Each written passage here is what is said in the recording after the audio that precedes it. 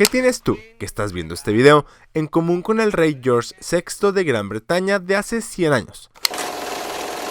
Un rey de buena voluntad, nada interesado en el poder, que se vio sumergido en medio del liderazgo de una potencia mundial, adentrándose a posiblemente la guerra más importante en la historia, en un puesto donde debía tener el control para no solo tomar importantes decisiones rápidas, sino además liderar una nación, donde tenía que ver por su pueblo al mismo tiempo que sufría de un padecimiento conocido como disfemia, mejor conocido por ti y por mí como tartamudez. Es con esta fuerza antagónica dentro de George VI que el discurso del rey nos narra la historia de una persona obligada a hablar al mundo cuando simplemente no se cree capaz de hacerlo. Examinemos esta historia. El año era 1939. Gran Bretaña estaba entrando en guerra contra Alemania. Sus oyentes requerían firmeza, claridad y resolución, no tartamudeos salpicados de silencios torturados. Y este era un hombre que nunca quiso ser rey, pero tuvo que serlo. Después de la muerte de su padre, el rey George V, el trono se supone que pasaría a su hermano mayor, Edward, quien sería Edward el VIII. Pero Edward, a menos del año de tomar la corona, renunció al trono para casarse con la mujer que amaba, una estadounidense 3 veces divorciada, Wallis Simpson. Es así que el deber terminó recayendo en manos del príncipe Albert, Bertie para su gente de confianza y mejor conocido por todos nosotros como el rey George VI, quien, habiendo tenido problemas para comunicarse desde pequeño, lo último que tenía en mente era tener que ser el portavoz de toda una nación. ¿Por qué pregunto entonces qué puedes tener tú en común con el rey George, si tal vez ni siquiera has sufrido de tartamudez? Permíteme explicarlo. A través del tiempo, siempre hemos visto, escuchado o leído acerca de figuras históricas, héroes de naciones, comandantes, mandatarios, presidentes, innovadores y conferencistas dar pláticas en público, mensajes importantes a través de un micrófono, alzando la voz de esperanza, de nuevo conocimiento y sabiduría para cientos, miles o millones de personas. Pero rara vez escuchamos historias donde estas figuras casi robóticas, incapaces de cometer un error, se vean mortificadas, abrumadas por las importantes palabras que están a punto de decir, al menos aparentemente, ya que está comprobado que al menos al día de hoy, aproximadamente el 75% de la población sufre de algún temor a hablar en público. Y puede ser que no al nivel del rey George, pero muy seguramente sí en algún nivel, y más probablemente que no, tú también puedas comprenderlo en esta situación de ansiedad y miedo, ya sea por dar una plática, una exposición en tu escuela o un reporte de resultados en tu empresa. Todos, de alguna manera, así como el rey George, estamos obligados en ciertas responsabilidades y obligaciones a hablar en público, a decir lo que pensamos y externar lo que sabemos. Con esto en mente, puede ser molesto ya que cualquier persona que no tiene las mejores habilidades para hablar en público tenga que hacerlo. Pero ¿qué tal que un tartamudo se vea forzado a hablar en público y, sumado a esto, a tener que enfrentarse a un micrófono de radio y saber que todo el imperio británico lo está escuchando? Debe ser a lo menos aterrador, pero en ese preciso momento en la historia fue una realidad que además una cuarta parte de la población de la Tierra estaba en el imperio. Y por supuesto, gran parte de América del Norte, Europa, África y Asia estarían escuchando, y con especial atención, Alemania. Entonces, como podemos darnos cuenta, hay mucho en juego aquí para Bertie. No solo significa el cómo pueda ser percibido por toda su nación, sino por todo el mundo. ¿Qué mensaje implícitamente está dando de falta de valentía o de flaqueza? Tal vez en medio del comienzo de una guerra.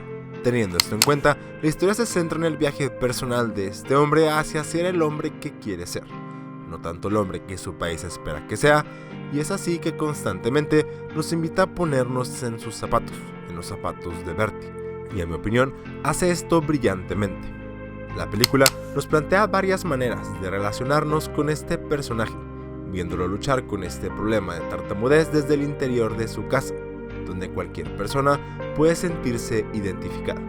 Aun cuando sus hijas son princesas y él es el rey, momentos íntimos como el contarle un cuento a tus hijos antes de dormir, pero verte aterrado por el hecho de cómo puedan salir tus palabras, es algo con lo que cualquier persona puede sentir simpatía.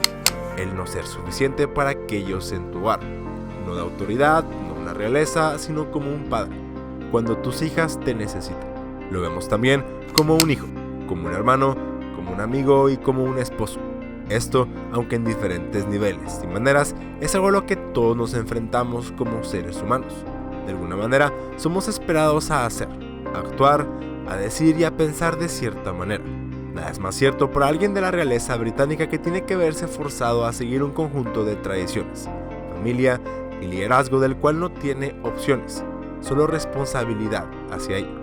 Y particularmente en este sentido, Bertie demuestra haber sido moldeado y no tanto criado, perfectamente limpio y con buena postura, responsable a su lugar y sus ocupaciones.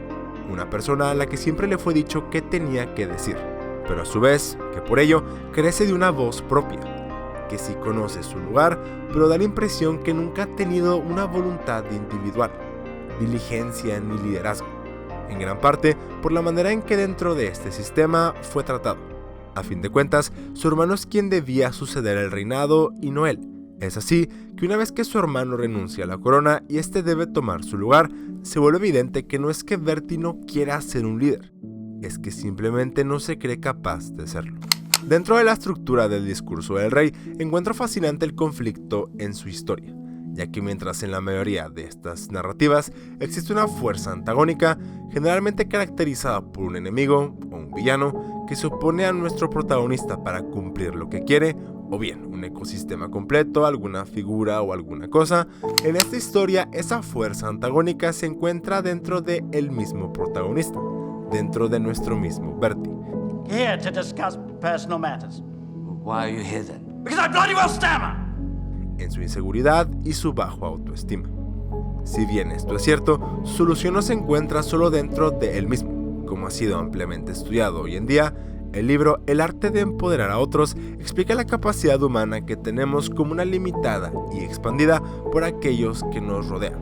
Es decir, que rodeado de las personas correctas con una buena dirección y apoyo, podemos superar casi cualquier obstáculo que se nos presente. I haven't finished yet. Esto significa para el rey George VI, así como para ti y para mí, que con las estimulaciones correctas, con una buena dirección, sí podemos lograr grandes cosas. Esto significa para Bertie no superar su tartamudez simplemente porque lo necesita para ser un mejor rey, sino Bertie como una persona que puede reconocer las cualidades que posee dentro de él mismo y su potencial para ser un mejor líder, un mejor padre, un mejor esposo y un mejor amigo. Y estas personas que lo aspiran a ser mejor son básicamente su esposa, la reina Elizabeth, y su único aparente amigo y terapeuta, Lionel Locke. Su relación trabajando con Lionel para mejorar su tartamudez y eventual amistad redefine lo que Bertie piensa hacia él mismo y de lo que se cree capaz de lograr, no solo por el evidente esfuerzo mutuo en cuanto a ejercicios y técnicas, sino de parte de Lionel impulsando su confianza hacia la voz y el lugar que se merece. What are you doing? Get up! You can't sit there! Get up! Why not? It's a chair. No, that is not a chair. That is St. Edward's chair. I don't care how many royal arsenals have sat. Listen to me! Listen to me! Listen to you by what right? By divine right, if you must. I'm your king. No, you're not. You told me so yourself. You said you didn't want it. Why should I waste my time listening? Because I have a right to be. No, I have a voice. Yes, you do. Me parece interesante, hablando de Lionel, el contraste que trae en oposición a Bertie, este siendo un hombre de realeza y el otro un llamado hombre común de clase media. El cómo este tiene mucha más seguridad en sí mismo hacia su voz y el lugar que le corresponde, así como el respeto que se merece. Tal asunto que cuando no tiene credenciales que respalden sus estudios, porta su credibilidad con su seguridad y su profesión de pedagogo con orgullo. Con esto en mente, director Tom Hopper muy inteligentemente dirige la película de una manera acorde a estas características en sus personajes, implementando el uso de cámara, desencuadres e imágenes desestabilizadas e incómodas para transmitir la incomodidad y la ansiedad de nuestro protagonista, a quien podemos ver acompañar en su lucha y en su pesar del querer cumplir ser alguien que no se cree tiene el valor de ser. A su vez, mostrándonos la elegancia aún fuera de la realeza y del alto estatus con Lionel. Nos transmite su equilibrio y su plenitud dentro de su hogar y con su familia, todo a través de encuadres perfectos y estabilidad en el uso de la cámara. Para el final del filme, cerca del estallido de la Segunda Guerra Mundial, George, ya en toda su facultad de rey, se ve enfrentado al reto más grande de su vida: otorgarle al pueblo inglés y a todo el mundo un mensaje de empoderamiento, uno de determinación y firmeza que daría pie al sustento de todo un pueblo al adentrarse a los tiempos oscuros que iban a enfrentar. Más importante aún, en un nivel personal, este discurso para George simbolizaba el comienzo de su verdadero liderazgo, no uno donde tenga que ocultarse más ante sus frustraciones e inseguridades, sino uno donde pueda enfrentarlos aun sea con miedo y con duda. Creo lo más inspirador de la película se encuentra en esta verdad, en que al final el rey George VI, contra toda expectativa, logra ejecutar su mensaje correctamente, y al dar inicio a una guerra, él se encuentra animado en que ha superado una prueba de muchas que se vienen. Pero ahora, lo único real que ha cambiado realmente es la confianza que se tiene a él mismo. Aún hay una guerra por delante y sus problemas para hablar en público están lejos de terminarse. Pero ahora viste la posición de rey como una propia y como una que se merece de poseer. En el fondo, lo que el discurso del rey pretende decirnos es que necesitamos dejar de ver las fallas que tenemos como limitantes, que nuestra genuina persona, a veces maquillada detrás de máscaras, nos detiene de enfrentar nuestras inseguridades, nuestros traumas y nuestros miedos, que nos congelan y nos aterran, pero que tal vez solo necesitamos a alguien que nos diga que podemos hacerlo para empezar a cambiar las cosas, que deberíamos comenzar a ver nuestras imperfecciones como oportunidades y del potencial que está ardiendo dentro de nosotros, y que somos capaces de grandes cosas si solo creemos en nosotros mismos y lo intentamos, y nunca dejamos de intentarlo. Don't need to be afraid of the things you were afraid of when you were 5. You're very much your own man, Percy. El rey George VI batalló toda su vida con su tartamudez, pero nunca dejó de mejorar. Nunca dejó de pararse enfrente de su pueblo y hablar lo que tenía que comunicarles. No solo porque fuera su obligación hacerlo o sabía que este era su rol, sino porque fue consciente que tenía una voz, así como tú tienes una. Así que pregunto otra vez, ¿en qué te pareces tú al rey George VI de Inglaterra de hace 100 años? En que ambos tienen un potencial increíble si lo permiten explotar, y el miedo, tus fallas, tus inseguridades, así como las suyas, son muestras de la humanidad en todos nosotros. Todas tenemos, y debemos enfrentarlas si es que queremos ser mejores versiones de nosotros.